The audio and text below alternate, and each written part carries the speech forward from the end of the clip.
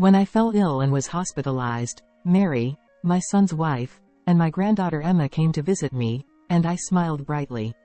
After exchanging greetings, I wondered about Mary's somber expression and her lack of the novel I had asked for during the visit.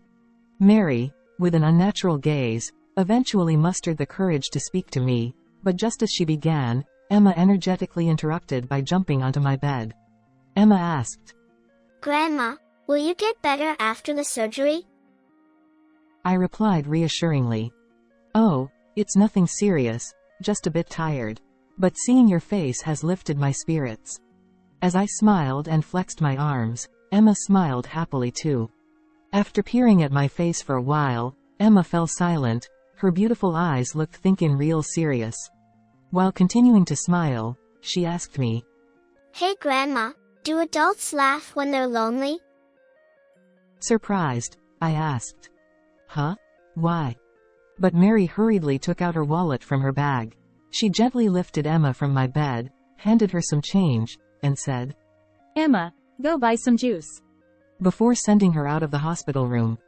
With a solemn expression, Mary then approached me and began recounting what she had just witnessed. "My name is Nancy. My husband Jason and I are both in our 50s, and we've never fought since our younger days, recognized by all as a loving couple. I call myself a freelance writer, specializing in travel-related articles. I've always been fascinated by the sound of the name, freelance writer, and now, I find myself immersed in writing, taking on assignments I find online. Jason works for an online gaming company, handling tasks like system development. But his job keeps him incredibly busy, often leading him to spend nights at the office when deadlines approach. We live near our son and his wife, with whom we share an excellent relationship. John and Mary often invite us for overnight trips and outings, planning activities that we enjoy together. Our granddaughter Emma always says how fun it is to be with Grandpa and Grandma, which never fails to bring a smile to my face. However, Jason always declines our son's invitations, citing his busy work schedule, leaving both me and himself disappointed. While our schedules rarely align for us to share meals, I deeply appreciate the hard work Jason puts in for our family, often working late into the night. While my husband works tirelessly from early morning to late at night, sweating it out, I enjoy the freedom of being a freelance writer without being bound by time constraints. It feels unfair to indulge in leisure trips with our son's family when I have the luxury of spare time. Sensing my sentiments, Jason always smiles with deep wrinkles etched on his face as if carved with laughter lines. "Work feels like a hobby to me. So you don't have to worry about it." "Yeah, thanks always." "So, where are you heading for our next trip?" "Well, next time, it's to a tourist spot that has seen an increase in visitors lately." Jason listens to my talk with a smile, nodding occasionally and interjecting appropriately. He's a great listener, sometimes showing surprise, sometimes nodding with deep interest. It would be such an honor if someone read my travel article and decided to visit the places I recommended. I said with enthusiasm, and he always responded with a delighted smile on his face. One day, while writing an article on my computer in my room, my fingers typing on the keyboard suddenly stopped. It felt like I was making more mistakes than usual. My body felt feverish, even though the air conditioning was set high. Despite taking deep breaths, I continued writing, but eventually, my fingers came to a halt. I recognized the signs from past experiences. I had a fever. I glanced back at the words on the computer screen, letting out a heavy sigh. With deadlines looming, I couldn't afford to rest just because of a fever. I pushed through and finished the article, but as soon as I completed my work, exhaustion overwhelmed me, and I slumped in my chair, eventually losing consciousness. Coincidentally, my son's family came by to share dinner and became concerned when I didn't answer the doorbell. Mary, who had a spare key, let herself in and found me collapsed. Without hesitation, my son and his wife rushed me to the hospital.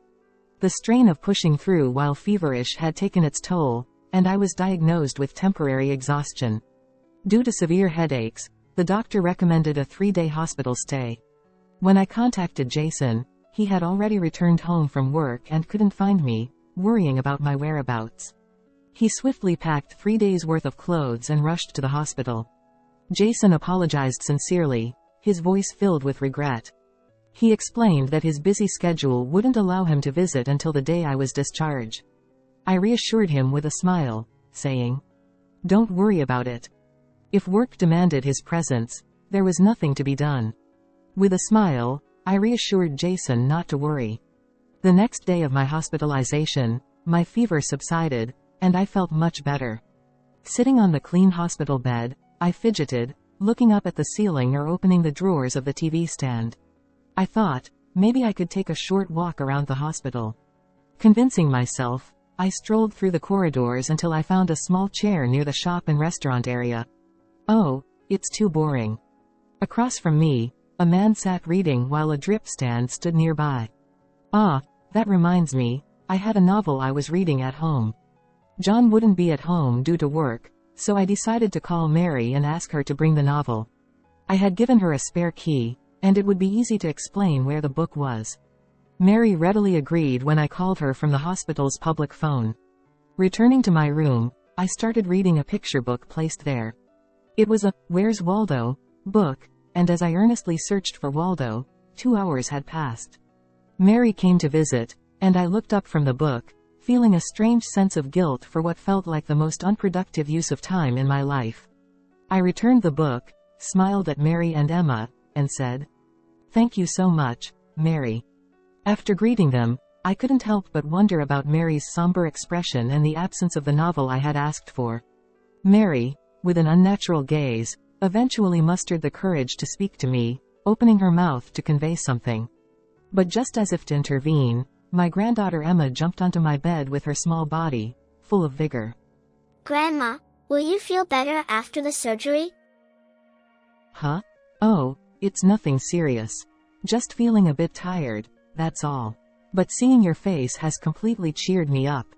I smiled and flexed my arms, and Emma, seeing that, smiled happily too. After peering at my face for a while, she fell silent, her eyes looked like thinking something serious. I continued to smile as I looked into her beautiful eyes as if pondering something. Hey Grandma, do adults laugh when they're lonely? Huh? Why do you ask? Because, you know, when I went to Grandpa's house earlier, there was a girl I didn't know, and Grandpa and she was having a party together. Even though you're in the hospital, Grandpa seemed really happy. I see. Grandpa is sneaky. Having a party when you're not around. I saw it.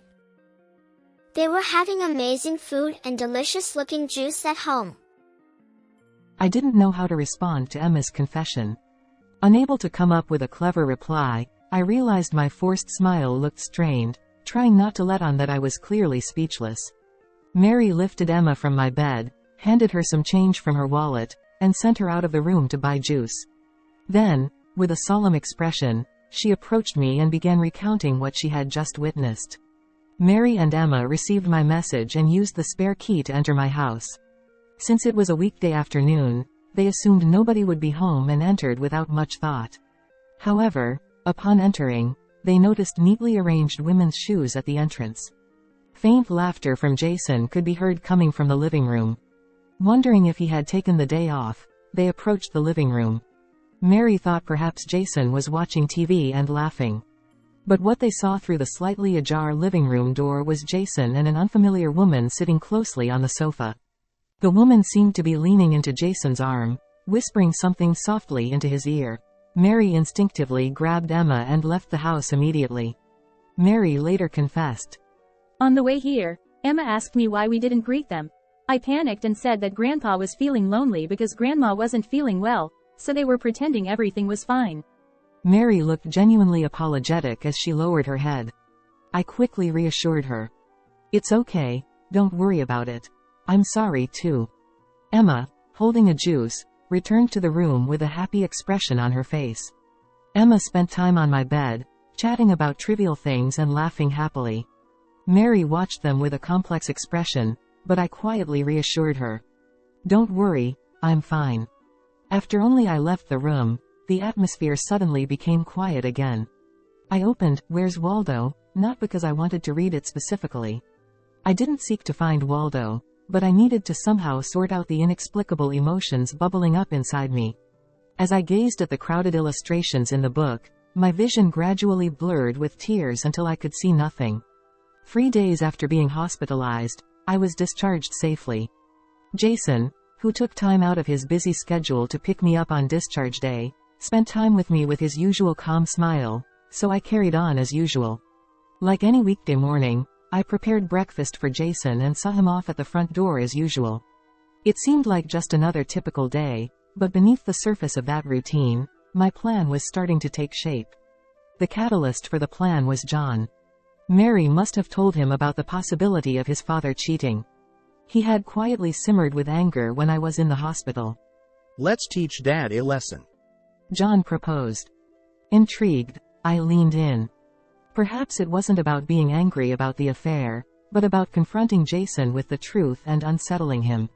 With John's cooperation, the plan to catch Jason in the act of cheating was quietly progressing. Firstly, John consulted with a lawyer and hired a detective for investigation, which resulted in obtaining photos of the affair scene in a short period. In a detective agency located within a rented building in the bustling district, an elderly man handed me a document summarizing the investigation results. Jason in the photos wore his usual calm smile, walking joyfully with a woman I didn't recognize through the streets. Despite obtaining conclusive evidence, I couldn't bring myself to blame him. Being cheated on is undoubtedly saddening, yet it's a fact that he has worked hard to provide for the family. Should I overlook the gratitude I feel for his efforts and focus solely on the infidelity aspect of our marriage? If I confront him with the evidence of his affair and it leads to divorce, what would become of my current life? After leaving the office, I stood still in the bustling downtown, feeling like I had lost my way. Even if I were to condemn my husband based on the results of this infidelity investigation, what would become of my life? With such uncertain future looming over me, I sat facing my computer in the living room. My job as a writer consisted of small articles and columns, but I wondered if I truly earned trust by persisting in it for so long. The requests never stopped coming in. Yet, as I reread the finished articles and columns, I let out a deep sigh. I didn't believe I had the talent as a writer anymore. There was a time when I excelled at weaving words and creating pieces that touched readers' hearts. But lately, I felt like something was missing. As I revisited my past work, I couldn't help but feel anxious about whether my talent had somehow disappeared. Was it because I was emotionally weakened by my husband's infidelity? Despite questioning myself, I shook my head involuntarily. It wasn't that I had changed. Perhaps, in this process of searching, adversity and setbacks were necessary. When I first started working as a writer, it was incredibly enjoyable. Transforming my thoughts into words and having someone read them brought me immense joy. However, such enjoyable moments couldn't last forever, and there would inevitably be periods of stagnation and trials along the way. As I mulled over such thoughts, the home phone rang. It was the detective I had hired for the infidelity investigation. Though his face was mostly a blur, I remembered his air of suspicion. Without much preamble, the detective asked, "Have you read the final line?" I haven't really gone through it thoroughly," I responded. The detective explained. "Given that my task was an infidelity investigation, I initially thought it unnecessary, but I happened upon an intriguing fact. If you aren't aware, I presumed your son wouldn't be either, so I subtly included it in the report." "Ah, I see." The detective continued. "Due to my profession, I've conducted numerous infidelity investigations, and the behavioral patterns of cheating men are almost identical. It's likely due to similar brain structures. However," I could discern the detective's amusement as he chuckled over the phone. "your husband's behavior has been peculiar since the first day of surveillance. Normally, my job would be to capture evidence of infidelity and call it a day, but I had a discussion with a lawyer, and given our firm's 10th anniversary, I decided to extend the service." The detective explained. After hanging up, I revisited the infidelity investigation materials. As I read through the contents, I took a deep breath. I couldn't help but feel deeply affected by the words my granddaughter Emma had said to me. Her clear eyes, devoid of any doubt, had posed such a straightforward question: why do you smile when you're lonely? A month later, I informed Jason that I was going on a trip with my son's family and smiled at him as he saw me off at the doorstep of the house. Pulling a lightly packed carry-on bag, I headed towards the station. Drifting aimlessly on the train, I gazed at the scenery passing by the window. In my youth, trains were always our mode of transportation for dates with my husband. Until we got married, we never owned a car, so we always met at a quaint cafe near the station, known for its specialty teas. The menu meticulously listed names like Candy and Dinbra alongside each type of tea leaf.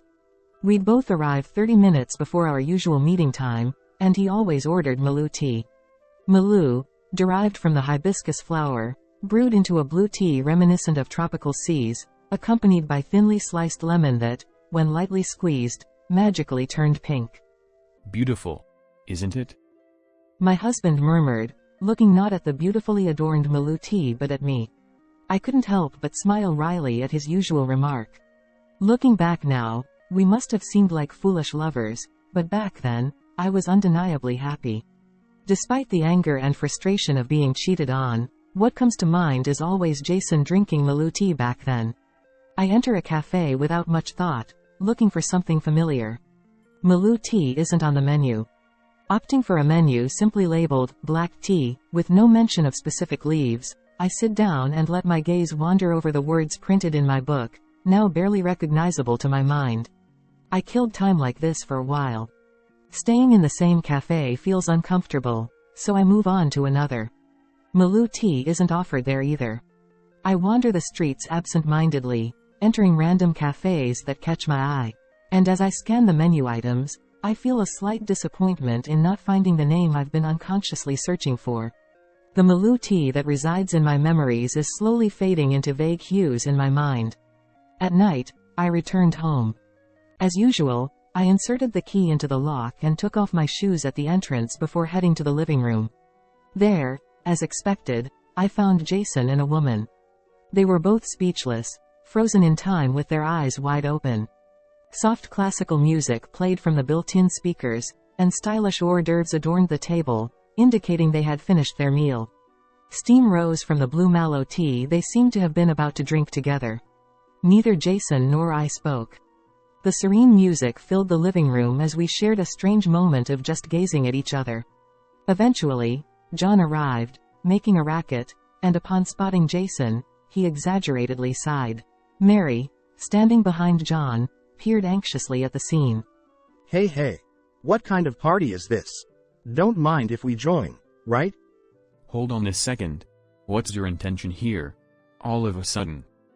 As Jason got up from the sofa, the woman beside him grabbed his sleeve, looking frightened. She was a plain, younger woman than me, with unremarkable features. She wore faded jeans and a slightly worn-out hoodie. Barely wearing any makeup, she whispered in a modest voice. No, that's not true. His lover interjected. We don't have the kind of relationship everyone here is thinking about. John replied. Oh really? But we have some evidence, like these photos. He proudly held the photos in front of her face.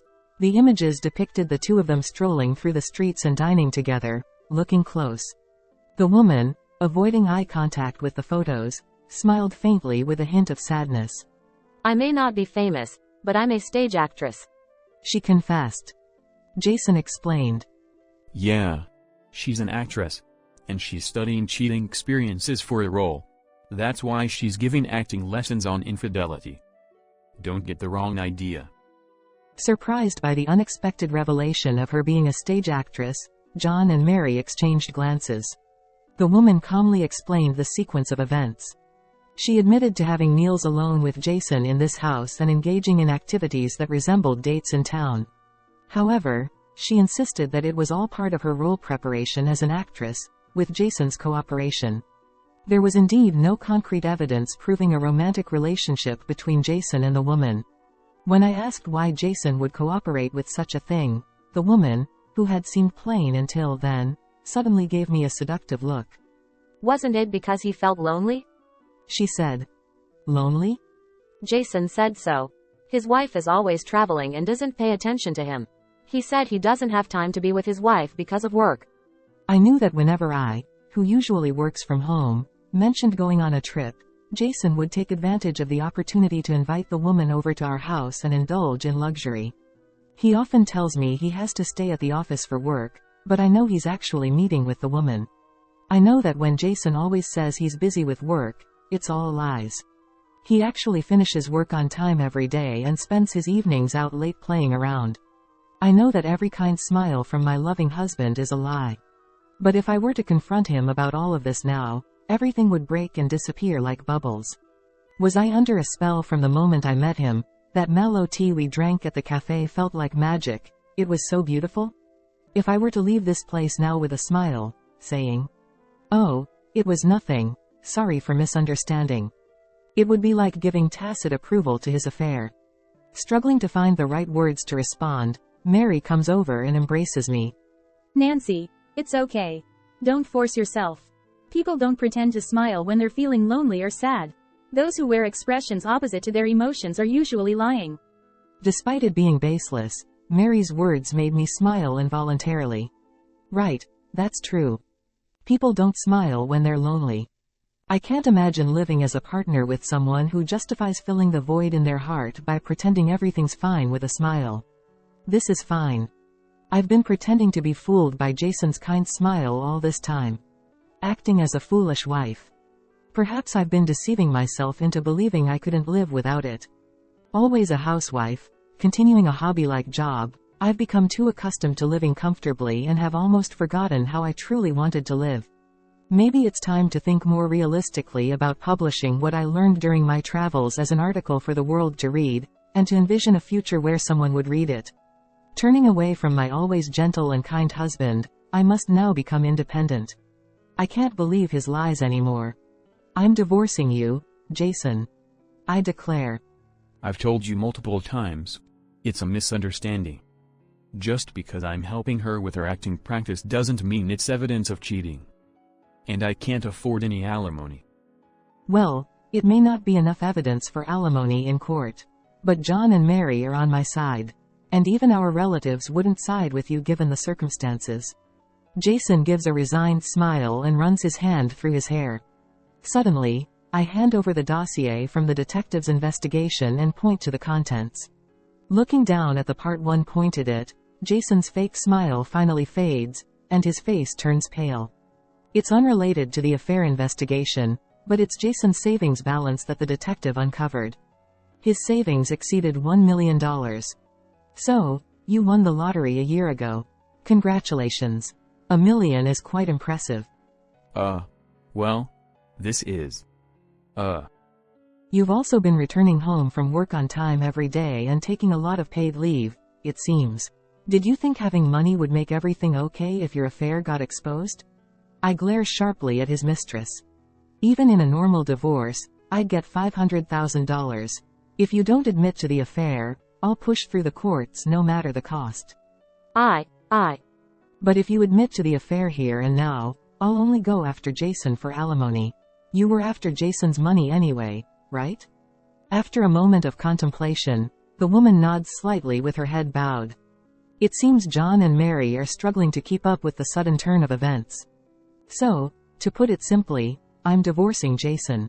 That's all there is to it. After that, the divorce was finalized smoothly, and alimony was paid. Property division was settled, and although Jason was left with a substantial amount of money, he had already lost motivation for work after winning the lottery and was demoted to a less significant position. The woman he had been dating for a while also decided to break up with him as Jason's financial situation deteriorated over time. Since her name never gained much recognition in the public eye, it seems she spent her life without achieving much success as an actress.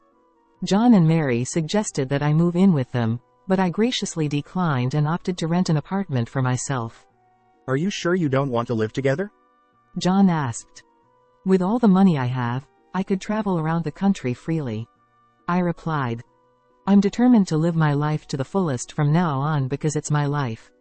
Pretending not to see someone's true colors or turning a blind eye to lies doesn't suit me anymore. I intend to communicate my thoughts clearly to those around me in the future. Currently, I'm enjoying my new career as a traveling journalist, a job I had given up on for years due to household chores and child-rearing responsibilities. I receive replies and supportive emails from readers, along with letters like, I visited the same place. Each time I read them, my once blue-tinted heart gradually turns into a warm red, reminiscent of lemon-infused mallow tea, with a hint of lingering sourness but clear warmth spreading throughout.